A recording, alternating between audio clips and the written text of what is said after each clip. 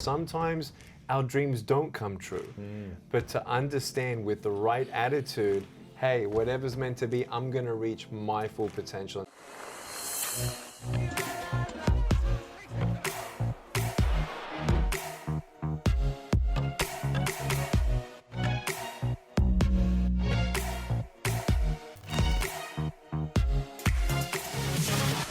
Welcome everyone to the School of Greatness podcast. We have one of the top motivational speakers in the world, Nick Vujicic, in the house. I'm going to pound it, brother. What's up? Good to see you, man. Love you. Super pumped. Love you too, man. I'm excited to be here, Lewis. Dude, I think I saw a video of yours probably like 7-8 years ago online of you speaking at some small school or something where you're just kind of like flapping your foot. Maybe you're playing guitar or you're playing drums. And kicking a tennis ball? Yes. Yeah. And I was just like, man, this guy's got such a positive attitude and such a kind soul. And then at the end of the video, you're hugging like 1,000 kids. And I was just like, I can't wait till one day to hug this guy. So when you came in, I was like, awesome. My man, bring it in. Very excited. You've been taking the world by storm with your message of positivity, of living without limits. And for those who are watching or listening that maybe have never seen your story, give us a brief recap of how you were born and really how you became this way. I guess how you're born, what happens, and how you got into this world. Well, first of all, it's so awesome to be here. Thank you, Lewis, so much for having me. And hello, everyone watching. It's an honor. First of all, my accent's a little watered down from Australia. That's where I was born. Yeah. And my parents, they loved me. They encouraged me. They believed in me. They told me every day that I'm beautiful the way that I am. And when I asked them what happened, why was I born this way, they said, well, we don't know why, but there's a greater purpose. And I love your title, The School of Greatness, because that's what it's all about, leveraging your full potential in not saying and wishing and hoping, I wish I was given more to do more, but doing your best with what you have. Those are the people who master full potential in their life. And I'm never going to be a motivational speaker to say everything's possible, just dream and it's going to come true. No, not just hard work, but your full potential. Sometimes our dreams don't come true, but to understand with the right attitude, hey, whatever's meant to be, I'm going to reach my full potential. And that's what it's all about. And I didn't know why I was born this way. I didn't believe I would actually become independent, married, now with 4 kids, traveling around the world to talk about hope was really fantasy. I actually felt like at one stage I had no hope for myself, no purpose. How old was that? How old were you when you had that? Yeah, age 6, 7, 8 were the bigger questions that I asked myself, saying, why am I here? Why did this happen to me? And I went to school and, you know, kids would come up and they would tease me and I'd try flip it around, you know, on a humorous level and say, you know, they ask me what happened, I just say cigarettes. And, right. You know, just the oldie but a goodie. Alcohol. And, alcohol, right. And, you know, I love pulling pranks, you know, today and doing crazy things like getting my friends to put me in the overhead compartment of airplanes and dress me up as a pilot. That's amazing. Yeah, it's been fun. Traveled now 74 countries and the universal truth of asking yourself, why am I here? What's my purpose? What's my value? What's my identity? Am I defined by what other people tell me? Am I defined by my previous failures and what I can or cannot do? And so that whole understanding of who you really are and the self-awareness that we all need to have and embracing who you are, embracing that you are unique, that there's not another you. And that's why my parents always said, Nick, there's not another you. Do your best. Keep going. Don't give up. Now, usually Serbian parents aren't as positive from my understanding. There's more of a mentality that's more of like pessimistic than optimistic in Serbia. I don't want to be judgmental, but that's kind of the thoughts that I've heard from my Serbian friends. No, it's true. So we have a mutual friend, Novak, who could definitely... Exactly. You know, so how did your parents actually instill this in you? Were they always positive, or when you were born, they were like, we have to switch this on so that he doesn't go down a dark place? Well, the way that I just told you how they encourage me aren't the words that they actually use every day. It was more of like, we love you, but hey, you know, basically, we can't change what we can't change. We can't tell you why this has happened, but it's up to you. You don't know what you can achieve until you try it. Because I have a little appendage on my left side of my body, and it's enabled me with 2 toes to do. First of all, it's my mobility. I can walk, I can swim, I can golf and fish and move and drive my wheelchair, and It's amazing. I've had no limits. Like I've even done have you done skydiving? It's funny, my girlfriend wants to do it this year, and I'm like, I just have no desire. I've seen the video of you doing it, but I just have no desire. But I feel like I should probably do. I think because I have no desire, maybe I should do it. I don't know. That's up to you. Okay, good. But I'm glad you're not pushing me I'm to not do it. pushing you, man. Not seriously. Hey, look, my palms were sweating, my knees were shaking when I did it. But I'll tell you, it was a thrill of a lifetime. I'll never do it after having now kids, though. Now we have 4 children, and it's just It's not worth change. it. It's not worth it. I went in the Blue Angels. Do you know the Blue I Angels? do. Like fighter jet. That's awesome. For me, that was the most terrifying thing, to go in a jet with 5G or 6G, whatever we did, and to do the loops and everything, because I get very dizzy quickly. Yep. And I get seasick. I get when I go upside down, I get nauseous. Yeah. So for me, this was a big risk to take. It's massive. And for 3 days, I was pretty much sleeping, recovering from this. So I'm just I just don't have, I feel like I've done scary stuff. It's all good. Yeah, jumping out of So a plane, I'm good. like, I don't want to be out for 3 more days. It's the same thing with bungee jumping. I'm just like, I don't know. I never do bungee jumping, and I wouldn't do anything just because someone told me to a month ago. Right. But for me, what I was taught by my parents. Awesome. It's all Siri good. got you. It's all good. But for me, my parents always said, Nick, we don't know what you can achieve until you try it. And so Yes. they didn't know what I could do until I was given a keyboard, and now I can type 53 words a minute on a normal computer. And With Yeah. 1 toe. that's it. 53 words. Yes, a minute. That's crazy. And so no one knew what Nick could do unless Nick was ready to try something, but embrace failure as his classroom.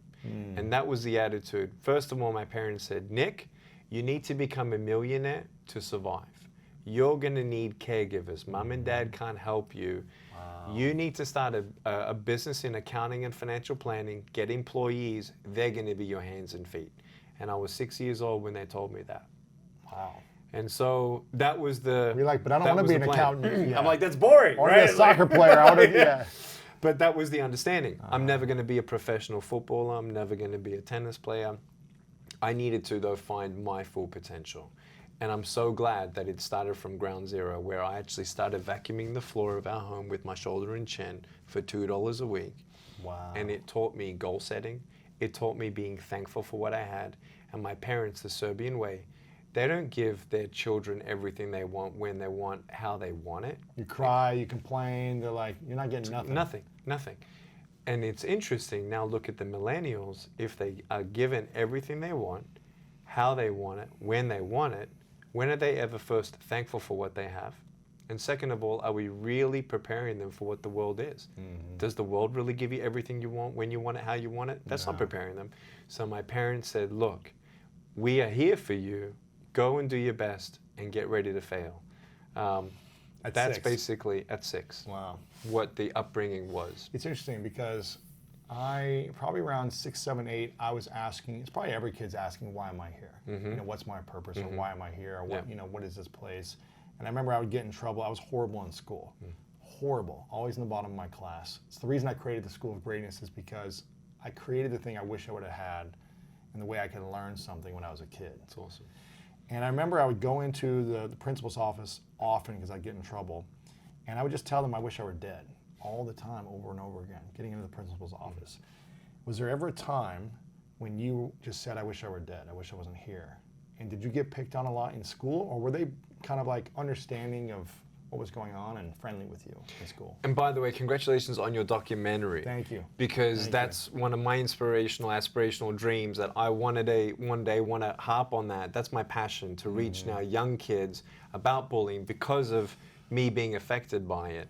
And so everyone has a story, and I think everyone deserves a documentary, but congrats to you and your team to do it, because it's going to inspire and change people's lives. So Thank you, man. it's Appreciate awesome. it. Appreciate Fist it. bump, dude. Yes, That's man. awesome. Appreciate it. But that's the point. It's like everyone feels at times that we're our biggest bully, because we will always have someone saying something negative, but it's when we walk away, do we believe it? Do we let those voices echo in our mind when no one's watching? And that's when I realized I'm either my biggest encourager or my biggest discourager, and that's where attitude comes in. You know, you have people in your life where they'll keep on beating you down, but if you keep on coming back up, they won't keep you down. Right. And so for me, that was the fight that I had to have within myself. And I one day looked myself in the mirror after a big bullying day at school in Australia, and I looked myself in the eyes and said, there's got to be one good thing that I've got going. And just hold on to that, that no matter what happened and no matter what anyone else said that day, that I could hold on to deep inner strength to say, no, but you know what? I know I couldn't play that sports activity, but I was watching and waiting for the first person to be eliminated out of that game. So then I could come over there by their side and look them in the eye and say, good job, better luck next time, how you doing? And all of a sudden I couldn't participate, and I was kind of the alien, but here I am transforming that obstacle into an opportunity. And holding on to that and holding on to a physical aspect. Sure, we understand that body is a body. We have a spirit, we have a soul, we have a mind. And those are the three biggest elements of really who we are as a being. But I did look myself in the mirror and said, Nick, your eyes are pretty good looking. And no one can ever tell you different. There you go. And so when I look at people, we know that the saying is the eyes are the windows to your soul. And so when someone looks at me in the eye, subconsciously, it's them affirming my value. And it's the attitude of looking you straight in the eye and saying, I acknowledge you, I see you, I'm listening to you, and I'm speaking to your soul and you're looking into mine. All of a sudden, everything else goes blurry. And now you look at them and smile and say, you know what, better luck next time. Well, they're telling me what they're going through. All of a sudden, I have depression, I have bullying, but if I can look and reframe my attitude to saying this, if I don't get a miracle, I can still be one. Now, all of a sudden, that attitude redefines impossible. Wow. And so it's not a victimization. It's the attitude of understanding, here I am, this is who I am, this is what I have. I'm going to be thankful for what I have, and I'm going to do my best to make a difference in this world. Yeah. You know, it's interesting because sometimes the bullying is actually not that bad compared to how much we bully ourselves, like you said. Someone might say something for what? 10, 20 seconds at school or a comment online, but then we hold on to it and we repeat it. We repeat it on ourselves. You suck, you're no good, you're not smart, you're not beautiful. We repeat it over and over for days, weeks, years from what one person said for a few moments. And we attach it to like that bullying. I did this for a long time. Kids would bully and then I would hold on to it and repeat it for years. It's crazy, right? Yeah, there are 48-year-old adults who are still trapped by what their father said when they were 9 years old. And we feel like, okay, I've moved on, but deep, deep down, have we actually released those chains? And so it's unchaining those bounds, it's unchaining those fears, it's unchaining those that mentality that really holds you back from actually being happy. How do we unchain them? How do we unchain them? If we've had it for a day, we hold on to it, or a decade. How do we let go of the bullying or the negativity?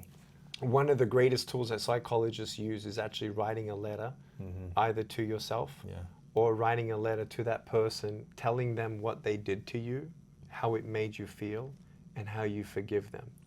I've done this many times. I've done so many different rituals and letter writing and burning the letter and burying it. It's so powerful. It's been helpful for me too. Huge. And no matter how courageous we seem or immune to depression, we all go through ups and downs. We all sometimes need to just take a step back and say, okay, wait a second, what am I actually still chained to that I'm not even aware of? Is there anything you're still chained to?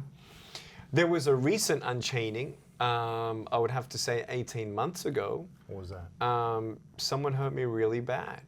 Someone close to you, or more of like a business relationship? It wasn't a business relationship. I quickly forgive business relationships, actually, because money comes and goes. We all know that. I need to learn that lesson. I need to hang out with you, man. Because, sorry, you finish the story first, but go ahead. Go. I'm interested. We'll come back to that. I mean, for me, it's been for the last 7 years, I've really learned how to let go quicker. Because I held on for stuff forever. I was sexually abused when I was 5, and so I held on to this feeling of like anytime, I was always a loving guy, but anyone triggered me with the feeling of abuse, it was like I wanted to destroy them. Yeah, no, absolutely. Until I started to really start to heal within the last 7 years and practice it over and over. But in business relationships, because I was poor, at one time, I was like, if anyone ever messes with my money, you know, they're gonna get it. But so I've had to learn a lot quicker to like let go of that stuff and just be like, okay, money comes and goes, relax, listen to Nick, you know. No, the greatest lesson is just losing all your money twice and then coming back. Is that what you? That's exactly No what way, it is. Yeah. really? Yeah. How did that happen? At age 19, I was in the stock market. I was in real estate as a teenager. And then I learned how to day trade. wow. And I did that as a college student. And then I went all in on a bubble that burst in 2001, 2002. Yeah. That's when I lost 40 grand. Ooh, and that was everything for you. That was everything for me. Now, before I lost that, I gave away 30K to orphans in South Africa because that was my goal. So, okay, I don't want to miss the other question though. Yes. So, how do you unchain the bullying or the hurt? So you first said 18 months ago there was a situation. Okay. Someone hurt you. Right. Maybe we should leave that. Okay. Let's. We've got so much to talk about. I know, right? Okay. So because my parents grew up poor, yes, they taught me to give money back to the poor. My parents were in refugee camps. They met in Australia. They fled Yugoslavia in the 1960s. My grandfathers were both jailed and tortured for their faith. So coming back from such a humble beginning and then seeing my dad work his butt off, 3 different jobs, plus my mum working, hustling all the way through while we grew up, we basically grew up in my grandparents' home because they were just trying to do everything they could. And so we got to a stage where they're like, hey, you gotta hustle, become a millionaire, all that kind of stuff. My dad taught me, learn financial literacy. That's how I got into it. And then I lost my money the first time at age 19. And you're probably thinking, well, I just learned financial literacy, but maybe I'm not that smart after all. Maybe I'm... But I took that failure was my classroom. Remember, I was always getting ready for a no. I was always ready for a falling of an attempt that became failure because that's how I learned how to become successful. That's how I realized I don't know what's possible I don't know what's impossible until I know what's possible. That was the mentality. So when I lost the money the first time, I got back up. Wow. I lost money. The second time? When was this? January 2011. I had a cash flow crisis. So you know business. 85% of businesses fail in the first 3 years. Right? Yeah. So wait, 10 years later, you lost how much? All of it? Yeah, I lost, yeah. You weren't married at this time? No. Oh, that's good. Right. Wait, so... But I did meet my wife, and now I'm like, bad timing. Oh, man. So someone stole 50 grand from me. Yeah. And then I had in 2011. In 2011, and then I had a cash flow crisis. And so the other parts of business is the failure because of success, and you weren't ready for success. Of course. Okay. So all that to say, I know that money comes and goes, and you can always pick up your shoes. Bread and butter. If not bread and butter, go bread and water. Right. And then go back to it. And you just keep on going. Ramen. Yeah, exactly. You're the only person who's going to stop you from trying again. Right, of course. Period. Doesn't matter. Yeah. And you look back and say, now I know what I know. I will never come back here again. And we're not going to take the money with us. Exactly. So it's like, if you lose it, you're not going to have it if you're dead. That's Either way. That's it. That's it. It stays here. Right, but I'm driven now that I'm married, 4 kids, and I want to make a difference in this world, leave a legacy. Nick ain't giving up. He'll never give up. He'll never slow down either. I ain't retiring. What's the purpose of that? What is that? Around, man? We got to make an impact in the world. Exactly. Too many people that need to be served. I heard the saying that the jet runs fastest on the end of the jetway. Ooh. So with all your contacts, with all your wisdom, with all your knowledge and understanding, you actually are most productive in your last 10 years, believe it or not, with less work. And so we're at the same age. Same age, man. You're 37. a few months older. Yep. December and March. You're a little taller. Exactly. But in all of understanding where we're moving forward from failure to failure, so it's not failure. I don't like the word failure or success as much as valleys. Valleys and mountains. After every mountain peak, there's another valley. And you keep on going from success to success. But when it comes to going through the ups and downs of life, you do sometimes have a monkey on your back of unforgiveness, of something in the past that you, all that, frustration. So I had. So tell me this. So yes. here it is. And the amazing thing about happiness, Lewis, two things. Are the people who can unchain themselves of the past are the most happiest. And those people who actually intentionally practice an attitude of gratitude. Mm-hmm. I've met billionaires. I've met 21 presidents, prime ministers, vice presidents. I've spoken in front of 10 governments. I've been on the internet. 2 billion people know me from the internet, been on TV to 730 million people for 90 minutes of my time.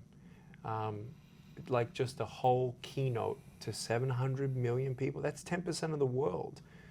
And now we're focusing on America. But when I've done all that, looking back, I realized until 18 months ago that I've been carrying something that someone did to me in 2007. And I actually wrote about it in one of my books. Wow. But no one really reads my books. Wow, okay. They're going to see me more in the podcast than my book with you. But in my second book, I talk about how I fell in love with a girl in America back as a teenager. We were both teenagers. And her dad was a mentor of mine and encouraged me.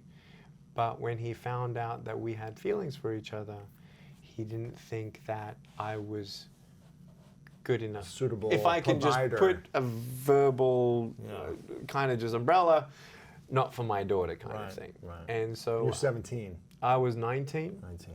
And she was also a teenager, and we walked away, but I was waiting for her for a very long time. And unfortunately, when I could finally let her go in my heart, my mind, this was 4.5 years of waiting. No dating, waiting, silently waiting for her to... No contact. No contact. Oh. Finally, we saw each other again, and it was like the first time I could actually think of her, look at her, and talk to her after all those years, and feel like, okay, I can actually look at her just like any other human being and not have butterflies. Finally, I could let go. And then guess what happened? What? She fell in love. With you or someone else? No, with me. No way. So like when we first met, sparks were in the air. Wait, was this 18 I months could ago? wait. No. was gonna say- Okay, wait. Ages ago. This is you could like wait, 2002. Yeah. We first fell in love. 4.5 years. She said, I'm not ready for a serious relationship. I said, I'll wait for you for 4.5 years. Oh my gosh. And I waited. I'll wait for you. No time frame. Finally saw her after 4.5 years. She had sparks, just like we had when we first met. And she's like, I actually might be stopping the biggest blessing in my life by not moving forward with you. Her dad still refused, and her whole family said, basically, it's either Nick or the family. Shut up. And that was so hard for her, and it was so hard for me, and we'd never really had closure on that, and I never really forgave her family until 2 years ago. And it wasn't like I got to talk to her whole family. One family member reached out, and we had a conversation, and it helped me to like, wait a second, here I am, I'm married, I love my wife with all my heart, I love my kids with all my heart. You'll never forget your first love, for sure. No one ever forgets it. But to actually be missing a part of my heart or thinking at all in some aspect, way, shape, or form of that rejection, it was me. Whether or not people say sorry to you is not the point. Whether people understand that they've done wrong to you or not is not as much as a point of you actually saying, whether they say sorry or not, it doesn't make it easier even sometimes, because you can still hold unforgiveness. Again, it's the attitude of understanding, I need to let go of things that I need to let go for me. Because if I harbor unforgiveness, I already have no arms and no legs. Why add another disability? Exactly. Right? And so I feel like we all go through that. And it's all got to do with attitude. Who am I? What have people done to me, said to me? Just like that. It's all bullying. But what do you still subconsciously believe that you still haven't addressed? How do we get people, I mean, there's a lot of people watching, listening, are saying, yeah, that sounds easier said than done. How do I truly let go of hurt, pain, resentment? And I love, there's a quote that you said, fear is the greatest disability of all. It is. And I think probably a negative attitude is probably one of the greatest disabilities of all too. I don't know if, I don't want to speak for you, but it's, if you don't believe in yourself and you have this negative attitude constantly, you're disabling yourself for all the good and all the love and all the joy in your life. Yeah. So how do we, you said writing a letter is one strategy. It's one strategy. What's another, I mean, it Yeah. took you, what, 10, 12 years to let go. Right. So going back to any depression or letting go. So first of all, when I was a kid, going back to bullying and stuff, ages 8 to 12, I was depressed. I attempted suicide at age 10, believing that I had no future, believing that I had no hope, believing that people's opinions on me defined my future, failure defined my future. I was just in this very unhealthy spiral. So there are 3 things to get out of depression. Number one, what I ritually do is I'm a spiritual man. And so Yes. apart from prayer and believing that God gives me faith and purpose and help, I actually ritually write out the things that I'm still thankful for. And intentionally every day being thankful for what I have. And not just the things that I have, but I'm actually writing a book actually on attitude right now. And one of the things I wish that we all did more is stopping and going back to the last thing that could have happened even worse. Yes. And being thankful. So, That it didn't happen worse. Yeah. and I know I'm that alive. sounds, I didn't lose my foot. I can speak. I can see everything. okay, so watch this. My dad died of cancer. Wow. Okay, 2017. I'm thankful he didn't die in a car crash, that I could still say goodbye.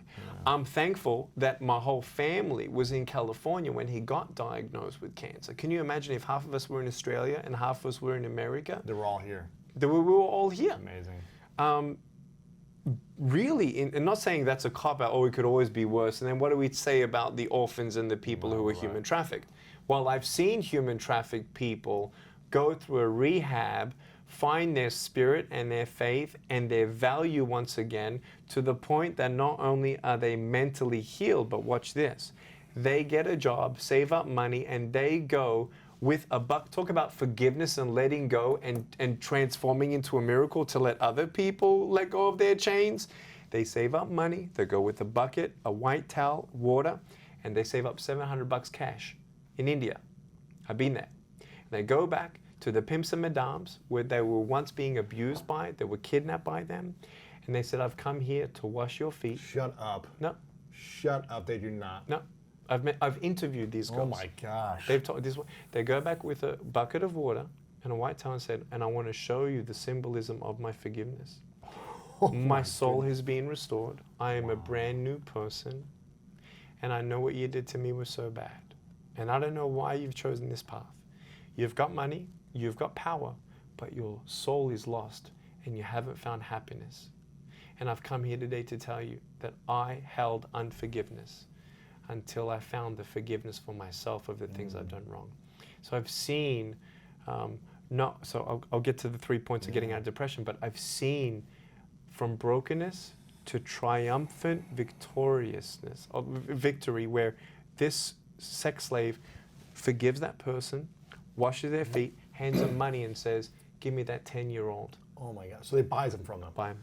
Wow. That 10-year-old girl is told by the 19-year-old, you're my sister and that'll never happen to you ever again. Oh my gosh. They go through rehab, they find a job, they save up money, then together they come back. They don't, dude. They do. This is crazy. If that's not redemption, Lewis, I don't know what is. Wow. So do I believe in redemption? Absolutely. Wow. So if you really believe in redemption for even the failures of your own self and the redemption of broken pieces being turned into something beautiful, then we must be able to forgive ourselves. Wow. We must be able to forgive others, because in the end we only harbor that negativity. So moving forward, the 3 things to get out of depression. Number 1 is still be thankful for what you have and be thankful for what could have gone worse, right?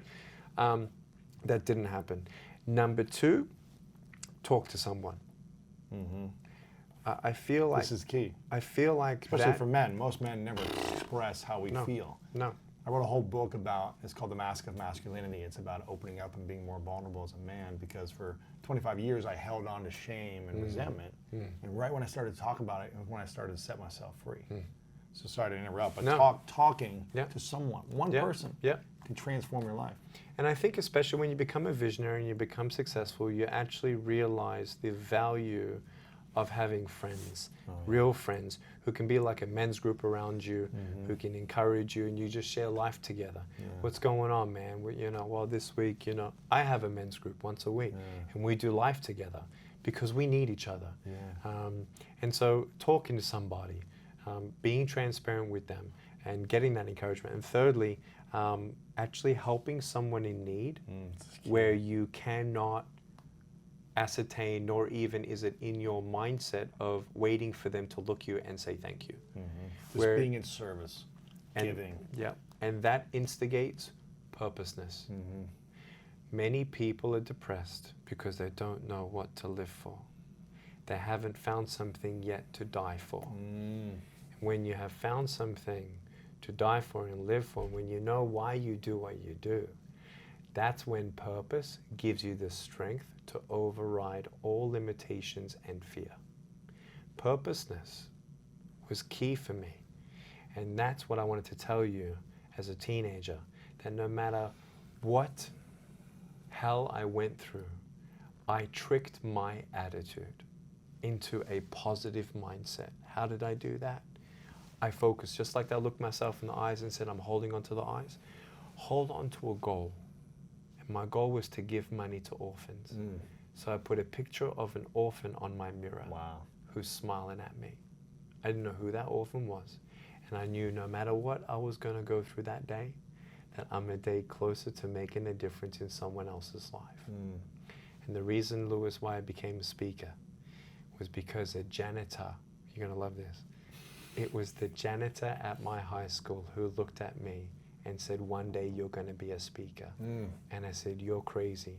He was the first person to encourage me to start speaking to students at my school, which led me to a public school speech where in front of 300 sophomore students, I was just sharing my heart, and one girl was weeping. Half the girls were crying, but one girl was weeping. And she interrupted my speech. She put up her hand in the air and she said, I'm so sorry, but can I come up there and give you a hug? I think this is the video I saw, And she came up and she hugged me. She said, no one's ever told me that they love me. No one's ever told me that I'm beautiful the way that I am. And that's when I knew I was born to be a speaker. And I realized, wow, here I was at 10 years old trying to commit suicide because I had no hope. Now finding hope and helping other people find hope for their own life, it's the greatest drug I've ever found in my life. It's amazing, right? It is. And that's why we're here in America establishing a whole new platform in corporate America, because it's not just the teenagers who lack self-belief. It's not just the teenagers who bully themselves. It's not just the teenagers who have problems dreaming bigger. And when they see a man without arms and legs on stage saying, what's your excuse? Wait. What attitude do you have? Why? Wait, well, let's adjust that and let's see the trajectory of where you really could go. If this is what I've done without arms and legs, what can you do? It's amazing, man. It's amazing. What one of the things that came up for me is, someone said this, I can't remember who, but holding on to resentment or being angry at someone is like drinking poison and expecting them to die, right? Something like that. I'm getting the wrong. No. You're right. It's something like that. You're right. And so the more we hold on to this resentment, or even just, I feel like the more we hold on to depression, anger, resentment, and negative attitude, it's like we're expecting someone else to be hurt by this attitude or this resentment, but we're just hurting ourselves. Right. And that person continues to abuse us over and over again, the more resentment we have. So we only can set ourselves free when we start to forgive. There's other proactive things, and I love that. There's other proactive things that I'm actually writing about in my upcoming book in the next couple of years. It'll come out in Attitude. But I've learned something about me that I've never learned before, just recently, which is being proactive and actually realizing and being aware of those triggers being found when I go into a room in my mind. How do we get to that place? Is it when we're tired? Is it after we've had a drink of alcohol? Is it when we're missing something? Is it when we fail? We didn't sleep well. Sleep well? Is it a music? Is it a song? Is it a mood? And trying to be fully, now I'm not getting so scientifically, but no joke, I actually found the triggers that took me to that room. What And were I they? started cutting it out. So believe it or not, this is the first time I'm ever sharing this on This public. is what happens This here, is man. Probably, this it's is what good. happens in School of Greatness. It's awesome. I love you, man. You're Come back, I awesome. love you too, man. So no one knows this, but I've got now chronic back pain. So I have really intense pain that kicks in about 5 or 6 p.m. every day, no matter what I do. Just to sit up fun. straight. You can see that I'm not sitting up straight. It takes a bit for me to just sit up straight. And so with that, you know, in the Serbian culture, you can ask anyone. We grew up seeing my parents have a glass of wine a day. Every day. Yeah. And that's it. That's Part of just life. It's normal. culture. That's it. And so we were surrounded by that. And so what I found myself doing was going towards that, but also taking the edge off the pain of my back. And when I did that, especially when I'm traveling, that's when your mind kind of like, hey, I can now relax. And sometimes it's so easy being away from the wife, being away from kids, that some of those other issues come up and you start going into that room. Then you start playing some songs that you're reminiscing, and then you got it's just a trigger effect. And what I've realized was I never want to be dependent on something at all, because when you're a substance on any way, shape, or form, it's not like I had a problem with alcohol as much as I actually challenged myself. I took 2 months not drinking anything, was fine. Then did another 3 months, no problem. But knowing that that's going to eventually end, I'm like, I wonder if that itself is enough. So I'm transparently telling you, November 16th, 2019, I made a commitment to myself that other than special occasions, to have one drink. So my birthday, my family's birthdays, my anniversary, Valentine, New Year's. those 8-9 days of the year. My twins are born on the same day, so I can't do two. But I'm off alcohol. Really, man? Completely. Congrats, man. Thanks. And That's big. To me was big. It was big. Well, here's the thing. I mean, you probably have a lot of pressure, especially in the space that you're in, to, you know, you're speaking about positive mindset. You speak a lot, do a lot of motivational speeches in corporations, but you also do a lot in the faith-based Christian community. And you probably have a lot of pressure to show up a certain way every single day. And sometimes if you're feeling pain, I mean, it's like you got pain, you got stress, you got all sorts of stuff you're dealing with. So, and I promise I never took a shot before I went on stage. That's never happened. But For the record, but no joke. But no, you're right. right. Perfect, man. You know, we're all human beings. No joke. And I've never been drunk in my life. That's awesome. I've never been drunk. Come on. I've never been That's high. awesome. I've never taken great. drugs. I've had a couple sips of alcohol here and there, but I've never been drunk. And I remember saying to myself, I have other vices. Don't worry, I'm not perfect. I have like sugar or candy cakes. You know, it's like all of it. But I remember saying to myself, when I mess up in life, I don't want it to be because I'm on a substance and making an excuse. So good. I want to be able to say, yeah, I was an idiot. I made a mistake. I screwed up. It's my fault. And I'm the one to blame, not this thing where I was on this influence. But I think it's cool. So why have you never told anyone about this? Why is this the first time publicly? Were you feeling shameful by it? Were you feeling... No, it's almost like I haven't written a book for 5 years, and they say, so what have you been learning? I'm like, well, let me tell you some stuff. But what was beautiful about that, it's actually making the most of life. There's two other stories I want to bring into this on the alcohol thing, because then you understand the full context of things. My kids, I used to jump on the trampoline. My oldest now is 7, so when he was 2, we used to jump on the trampoline. I used to run around. My back got worse in the last 7 years. I can't do as much. But then after I have a shot of whiskey or scotch, which is what I really enjoyed, or a glass of wine, I don't feel like it. And he looked at me as a young kid. I think he was only 4 or 5 years old. And he knows that Daddy, he's a smart kid. He knew what jet lag was at age 5. Wow. And he said, oh, Daddy, I know why you don't play with us, because you're jet lagged, right? But I hadn't been in a flight for 3 weeks. And I'm like, man, if I didn't take that shot, I would have had the energy to remember that. And that was like, I'm missing out. My son's missing out. I'm going to be the best me that I can be. I don't want to take medication for my pain until I really need to. Yeah, or maybe some natural herbs or CBD, something like that, But my wife as well, after I have a glass of wine, like I'm a little bit more relaxed, right? And when she makes me laugh or when something funny happens, it's not like I go giddy. Like, Yeah. I'm not like that. But I wonder I was wondering subconsciously, does she think I'm actually smiling or laughing at what she just said more now because I just had a drink? Right. But I'm like, no, that's got nothing to do with influence. So I want even every word and interacting moment that I have with my wife. And I'm a little different, Lewis. You know that I've lived on the road. Yeah. And you know that been I'm a around me. person that I'm thankful when I'm home. Mm-hmm. I don't want to be 30,000 feet in the air anymore. Yeah. And that's why you inspire me, by the way, with this model. But I love this. But no joke, I want to make the most of every day. And 3 months ago, I lost one of my great friends in a car accident. And he was married to a girl called Bernadette. Check this out for a story. You think I have an issue? You think we have? Okay. Just like a story of just pain and friends. So we were friends. And I'm writing this in our book. I haven't asked for permission, but I'm sure they'll give us permission. But 2 couples that I've known, a couple in Ohio. That's where I'm from. Okay. Yeah.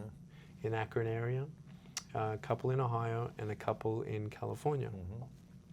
The husband in the couple of California came down with leukemia, and the wife of the couple in Ohio, she had bowel cancer, colon cancer. They both died around age 39, and these couples knew each other. We were all friends, and they bonded as couples going through the same thing, and chemotherapy and all that kind of deal. So the husband, who now's wife died, and the wife whose husband died, they got married. No way. Now this couple in California had a child at 1 year old. That's when the husband died here. They had no children. He came to California, they got married, they had a child. Wow. And at 10 months old, that child, he died in a car accident. So imagine this woman in California who loses her first husband to cancer, and then has a child, and then 5 years later loses her second husband in a car accident at 39 years old. Lost her husband, not the son. Not yeah. The husband. Husband. Wow. So now she's left with two children wow. from 2 different fathers within 5 years. And I look at this woman, and I was able to speak at his memorial service, but I look at her, and I won't share her name, and I'm like, wow. And she looks at me and she says, I don't know what good is going to come from this, but you look at her and she looks at me in the eyes, and you just see she's never going to give up. And she knows that someday, sometime, somehow, maybe she's going to be able to inspire one other person to not give up. And I feel like that's the human spirit that we must understand. The crux of every cloud or funk or curveball or depression or whatever you want to call it, it comes back to who am I and why am I here? Your value is not determined on your past. Your future is up to you today. You loving yourself, embracing yourself, not judging yourself, being able to forgive, but being the best you can be, proactively being self-aware. Don't let you, yourself, get in the way of you. Yeah. It's not to say that everything's possible. It's not to say that everything's smooth. No, we all go through ups and downs. But I needed to get out of my own way to reach my full potential, and then take one day at a time. When you can't think of thriving and you can only think of surviving, that's a reality. You've been through that. I've been through that. The strongest of motivational speakers have been through those seasons, and that's okay. Don't beat yourself up. Take one day at a time and go one step at a time, and eventually you will come out of that valley and come on the other side of that and say, wow, I'm glad I'm where I am. Because people look at me, one last thing, Lewis, people say, wow, Nick's strong. He's courageous. He's a man of endurance. They can ask me, Nick, do you think you're a man of strength and courage and endurance? I said, yeah. They can say, well, why? I said, because I know what I've been through. We've been through what we've been through to become who we are today, to conquer the next barrier. And so we've got to keep on going. We've got to keep on going. And I just hope that people see the smile on my face is authentic and the peace and strength that I have in my eyes, never to pretend that I've got it all together. No one has it all together. That's true, man. But if we can get ahead of that curve, we can get rid of those negativity aspects and move out of that room and shut that room down. Fire excuses. It's like, here I am. That's where I want to go. How can I help myself focus on that next goal? Keep on going. Knowing that your value and your happiness has nothing to do with money or fame, but being happy, content, and embracing every day. I could die today, Lewis. Happy to. I know where I'm going. Wow. Couldn't care less. Yeah. When I die, I'll die at the right time. I don't think about death as much as I think about life, and I'll live it to the fullest.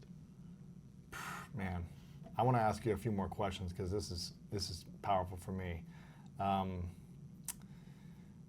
The first one is self-doubt. I'm a big believer that self-doubt is the killer of dreams. It's great. And the more we doubt ourselves, the less joyful we're going to be, the less happy we're going to be. Yeah. You said something about money and fame. You know, putting those things as our value, it's not going to make us happy if we value those things for our happiness. How do we overcome self-doubt if everything is telling us we're not good, we're stupid, we don't have the skills, we don't have the value, no one cares about us, our parents left us, this person cheated, this person stole, this, whatever. How do we build self-belief when there's so much self-doubt? Yeah, it's a great question. So I always encourage people to first define what their goal is and where they want to go. What they must You understand. sound like an athlete. Do I? This is all I talk about. I learned Oh, all that's these awesome. lessons from sports, and it's like everything starts with the goal for the season. That's great. I look at life as seasons because in a sport, you have usually 3 months in the season. And then there's the postseason, then there's an off season, then there's a preseason. It's kind of like the 4 seasons of life. It's good. But everything you need to have is a goal. So I'm sorry to interrupt you, but it's great. I'm glad you're speaking my language. Great. I'm glad. So my book's not going to help you. But it's true. That's exactly what it's all about. So first defining who you are, where you want to go, but also seeing your dream and your goal, not as something, but actually as a baby. And you're parenting and you're nursing and you're nurturing that dream. Now, no one says that their parents were perfect. That's true. So we're never a perfect steward of our dream. Oh.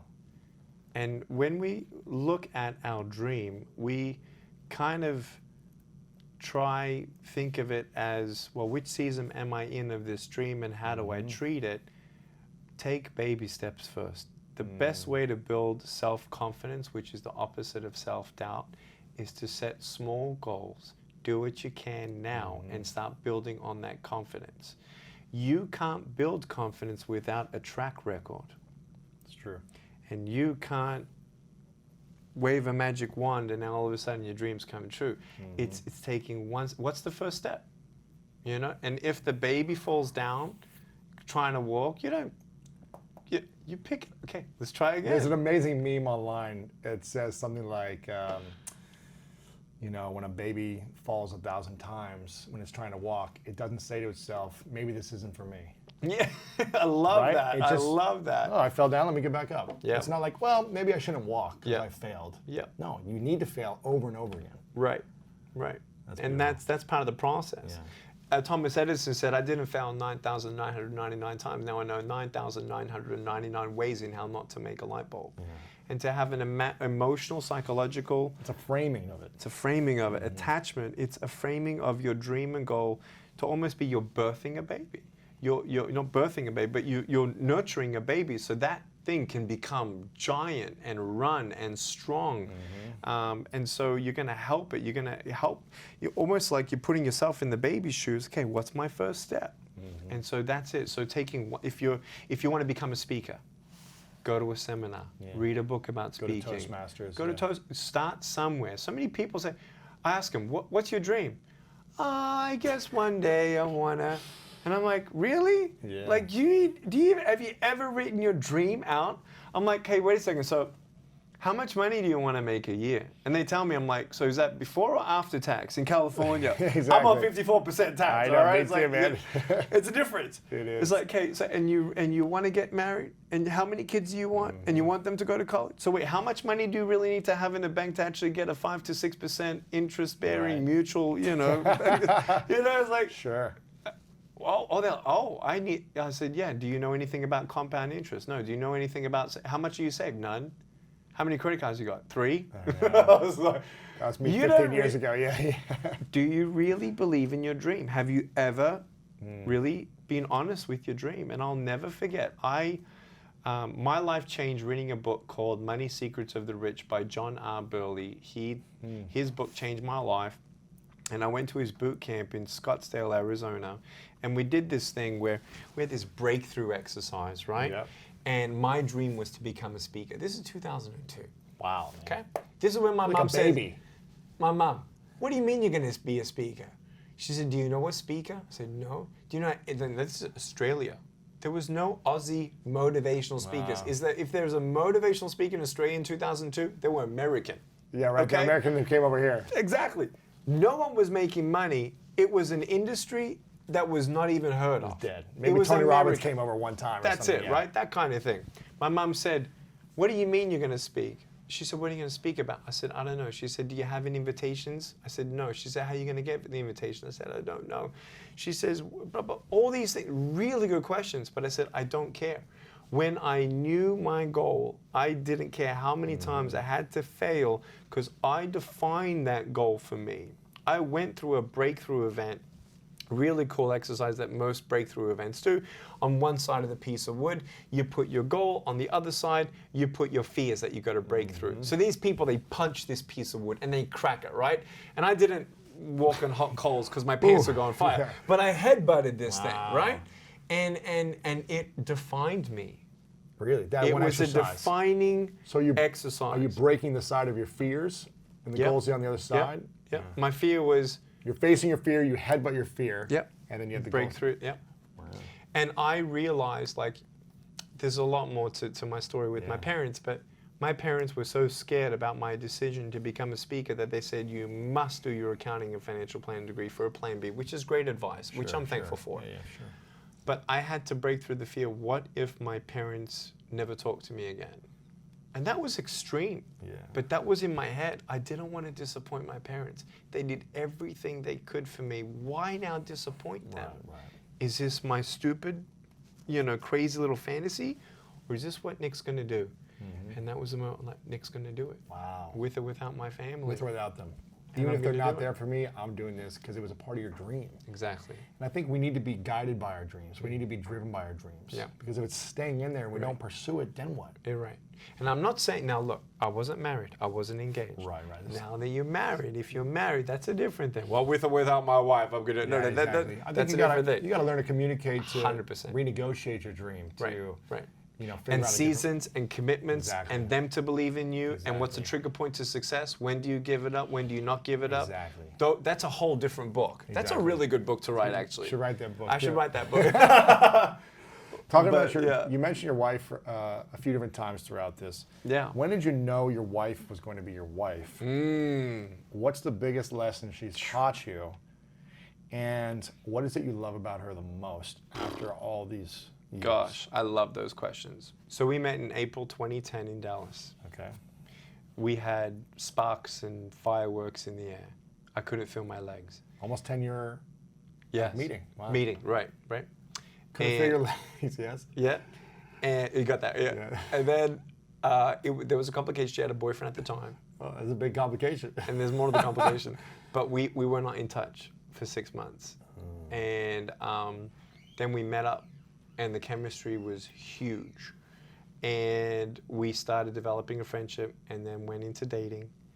And 3 months into dating, that's when I lost all my money the second time. Oh, wow. So she was there for you when you had nothing. Uh-huh. That's when you know, Okay. this girl's amazing. So- wow. I had more money than the average which 19-year-old gives away 30K cash, then loses 40K, then comes back with the money, and then goes back into real estate. So my mom's like, just make sure your wife, as a teenager, make sure your wife never marries you for your money. Right. And the question was like, but how would you ever really know? Now you know. That's impossible. You gotta get rid of it. What? So, Wow. 12 weeks after our dating, I lost it all. What'd she say? So, first of all, Nick was not Nick. Oh, So- you're in crazy mode. You're in survival mode. I'm panicking. Panic. Running around without legs on.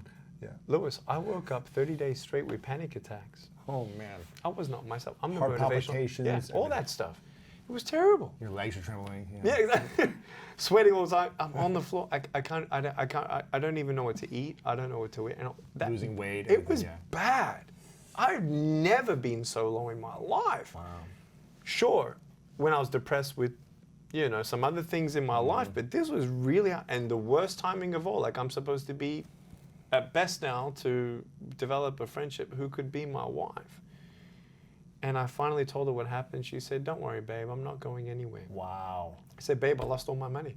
She says, "Don't worry." Like, straight, "Don't worry." Well, how long did it take you to tell her? It took me 2 weeks to actually, she knew something was wrong. So what are you just like, everything's fine? She was in Texas, I was in California. Oh, okay. I said, "Look, I'm not myself." She's, "I'm coming over." So she stayed at a friend's home, and we talked during the day, and I finally was with her, and it took me 3 days face to face before I could really tell her anything. Oh my gosh. She said, so what happened? So I lost all my money. I said, 4 things happened within 3 weeks. Cash flow crisis, then someone took the money. I just took on more than I could chew. And I said, I lost all my money. She said, "Don't worry.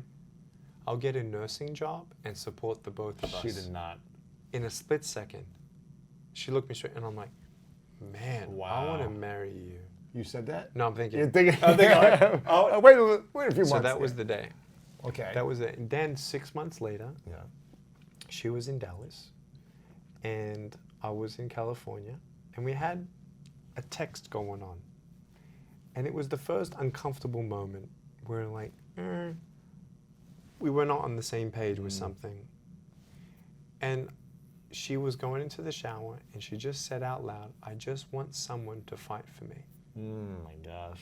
And what it was there was an issue of just an uphill climb of what we had to together do together, and it was uncomfortable, and I felt on my heart, I'm just gonna pick up the phone. Pick up the phone. She picked it up while she was in the shower. She turned off the shower. Said, "Babe, I just want to give you a call to tell you I'm gonna fight for you." Word for word, verbatim, and that's when she knew I was her husband. 3 months later, I popped the question. I got the ring and a cream puff with a tray of cream puffs. I got her to feed me the cream puff, and I finished the Wow. cream puff in my mouth without choking on the ring. I went down on her finger, and she thought I was getting kinky, and then I pulled back and put the ring on her finger, and 6 months later, we got married. Wow, man. So that's when I knew that That's she beautiful. was going to be the one. What was the The second biggest question? lesson she's taught you in the last, how many years you've been? 8 now. 8 years. We just did, our 8th anniversary celebration. Okay. The biggest thing she's taught me, she is quicker to love people, quicker to forgive people than me. She has a huge heart. Her heart's bigger than Texas. Wow. And she's not afraid to dream. She's actually probably the most intelligent woman I've ever met in my life. Wow. I just look at her after she said something, I'm like, she's so wise. And I'm like, man, that would have taken me, I didn't even think I'd ever come to that epiphany. She just says it straight off the cuff. I'm like, so she to me is a woman of discernment and wisdom and clear, just cut through the crap. There's no fog in her life. Like she just, it is what it is. Nick, this is what you should really do.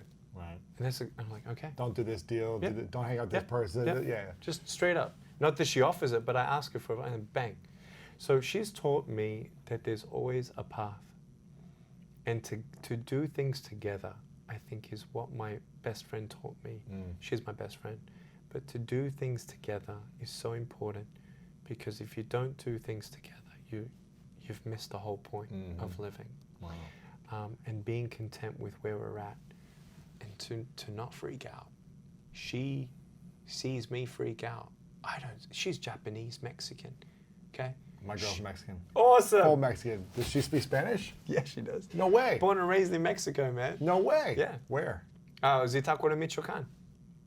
What is it? Michoacan. It's a Michoacan. state, yeah, Oh, north of Mexico Mexico City. Yeah, no, Michoacan. Yeah. Yeah, my girl's from Monterey. Awesome, yeah. Yeah. Her We'll have to mother's double from date. Monterey, yeah. Well, double date, man. Of course. That's amazing. Si se puede, como no? I need to learn Spanish now. Are you fluent? I understand 70%. I My can speak. mission is to get a full-time teacher this year. It's good. In the next month. It's I'm great. trying to find someone I to love come to it. my I place love and it. teach me because It's good. I feel like it'd be the best skill I could learn. I'm sure someone watching a podcast I could know, probably right? have I'm a it. fluent salsa dancer. Ah, yeah. I've been salsa dancing for 15 years around the world. I like the top salsa clubs. It's a blast. So I'm around the culture and the music all the time. Man, I love watching people dance. It's a blast, If I had arms and legs, the first thing I would do is dance class. No joke. It's a blast, man. I love it. Anyway, So the thing you love about her the most. so the thing I love about her the most is that she's calm, she's collected, she's wise, and she's taught me to be happy and not freak out at anything. You have no idea. She's still in the process of getting her papers. Okay, she had a rough life. Her mother I left. can imagine. Her mother left the family when she was 3. Her dad died of cancer when she was 18. Wow.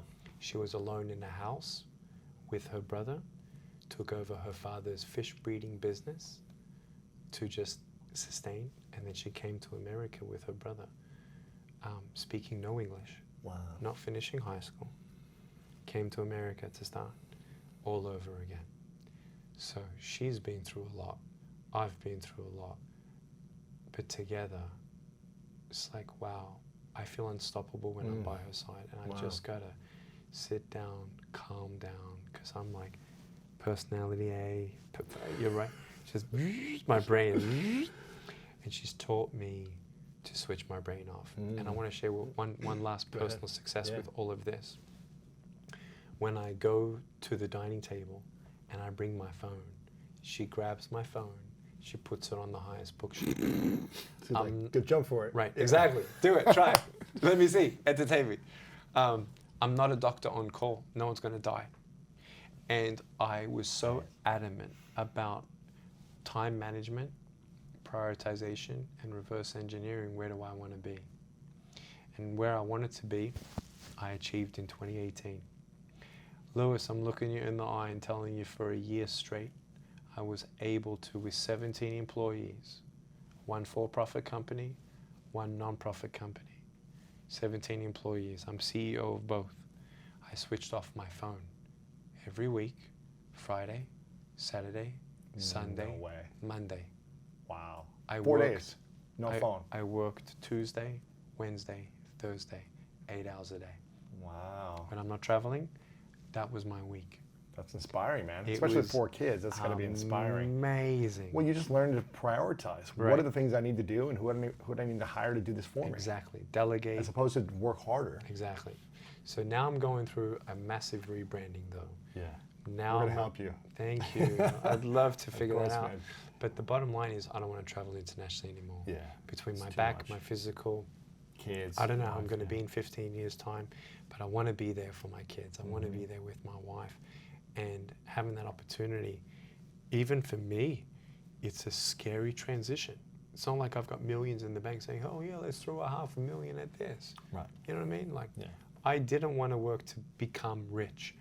I do enough work to get what we need. To reposition is not an easy task. It's not easy, man. For anyone. I've been through a rebranding of my website for like 8 months. Yeah. It's like moving to a new office, letting go of agencies, hiring people. It's a lot of energy, time, money. But it's amazing. It's the right thing to do. And if you look at nickvujicic.com today, well, let's. I Don't know, look at it today. Unless you want to book this guy to speak, look at it in a few months. Hopefully it'll be rebranded. I'm just going to say it's a miracle because we actually put no marketing That's or crazy, man. branding. I don't know how you do it. I'm sometimes in some countries, I'm top 3 speaker. It's crazy. And we've done no marketing and in branding. the U.S. And so I've been spoiled. Yeah, it's crazy, And so man. now I'm like, hey, America, I'm here. I want to go all around corporate America and help all the companies use me as a megaphone, as almost like a physical demonstration of what they've been trying to tell their team and sales team. Hey, we have no excuses. Let's run.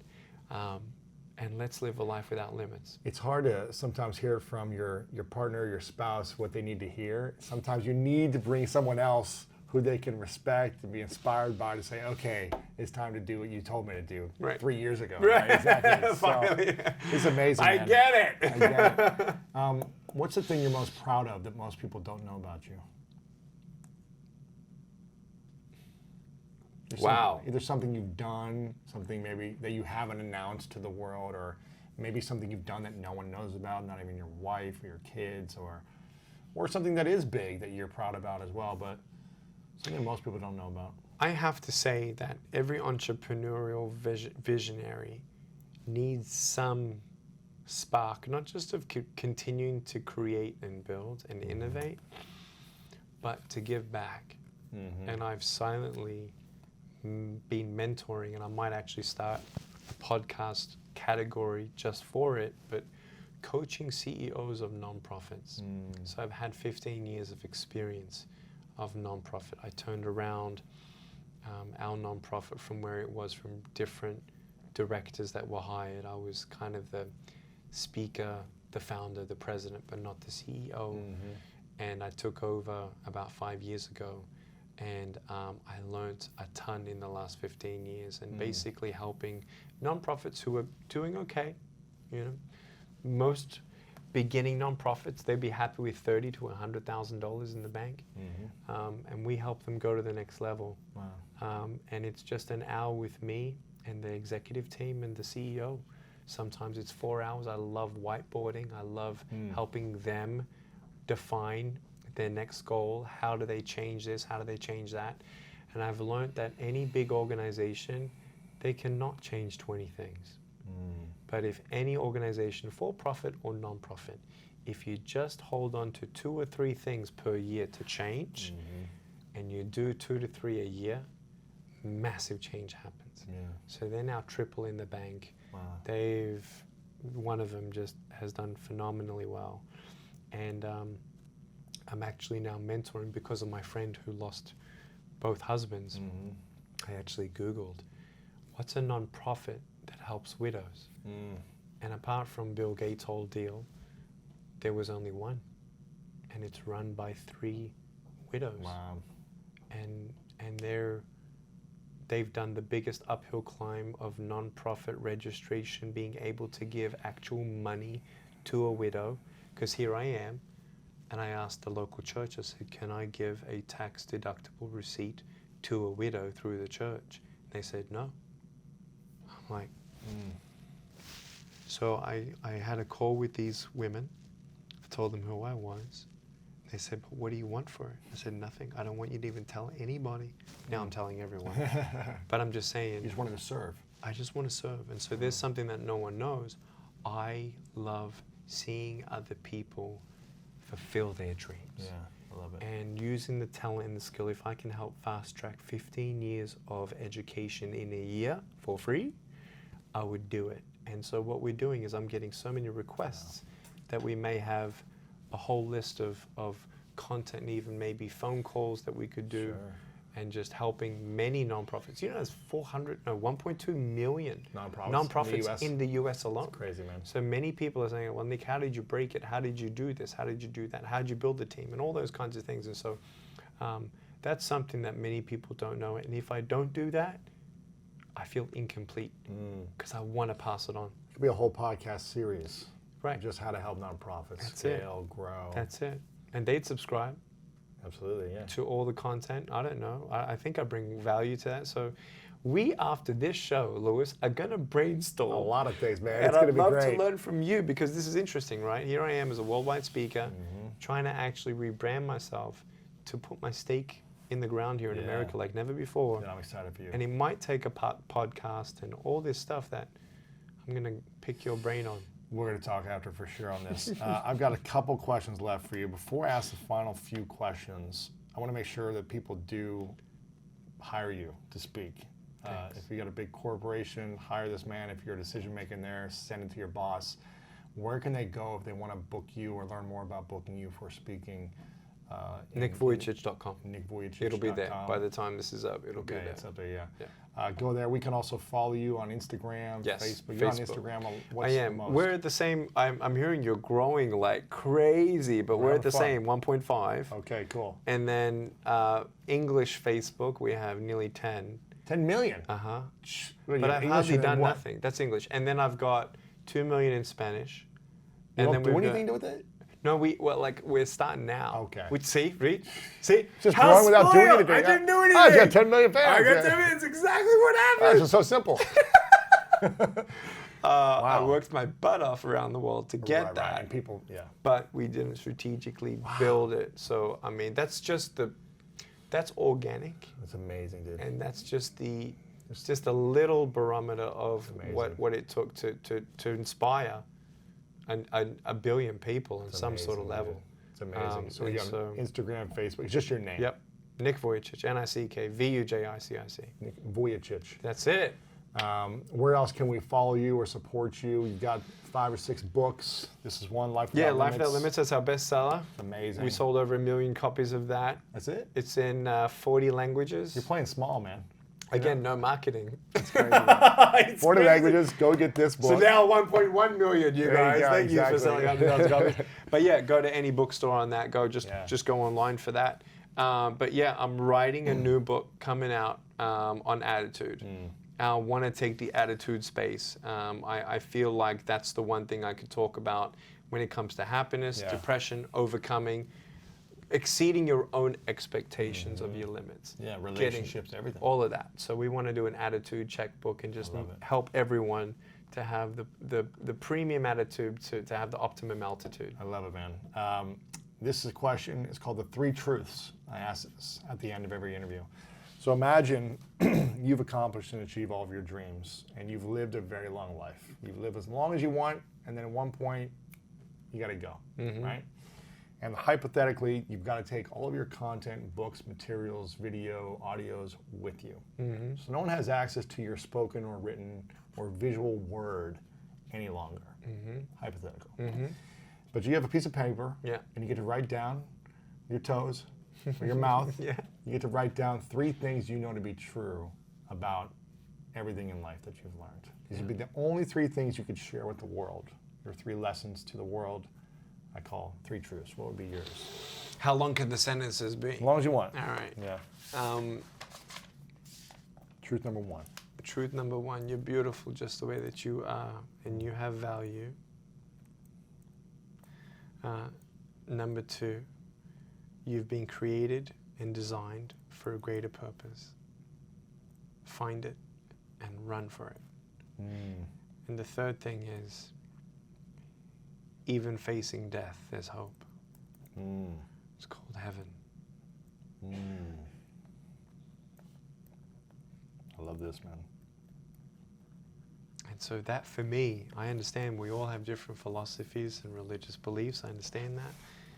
But for me, I've found nothing limitless like that.